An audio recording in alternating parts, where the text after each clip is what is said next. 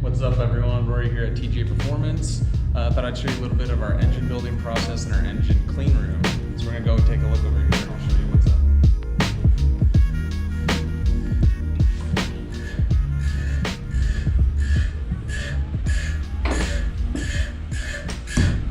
up. Okay, so here's our engine clean room. It's climate controlled because it's you have to have it within specs of temperature in order to do specific clearances with metal when you're working on engines and engine clearances. Right here is Jake Graham, who is the owner and engine builder of TGA Performance. Right now he's setting ring gaps on one of our builds right here. This right here is a hybrid swap, so it's a TJ25 block with 2-liter heads. What we do is we put in forged pistons. They're JE pistons and they are matched for this hybrid builder specific ratio to give your compression ratio a stock, as opposed to if you have 2-liter heads on the 2.5 bottom and you don't have the right pistons or head gasket, your compression ratio will definitely be off. Over here are JE pistons. What we do is we weigh them each. You can see this is 404 grams, 404 grams, 405 grams. We will match the pistons, the weight if they're offset. You want the basically the pistons in opposite sides that are going up and down in the engine cycle to be as closely matched as possible. We also measure the bore with our bore scope and match the pistons to bore as closely as possible as well. And then you can see Jake in right now. He is clearancing the rings. Ring gap is extremely important.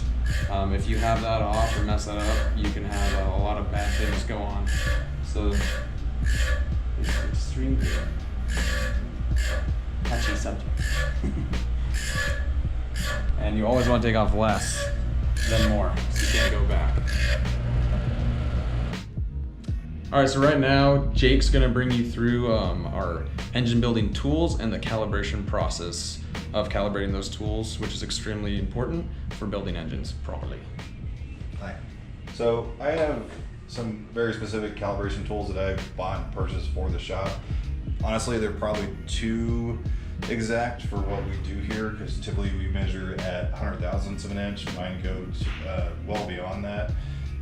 So they're more accurate, but typically I use this little guy for my blade tool, and this will measure the width of the pistons, and then we'll match those up with our specific bore cylinder that will match to, depending on, because even though that this is a brand new block, brand new engine, it will still have minor imperfections, and then so we try to match each piston to each bore at probably a little extra level, and that's okay because that's what we want, right? This is one of my favorite tools.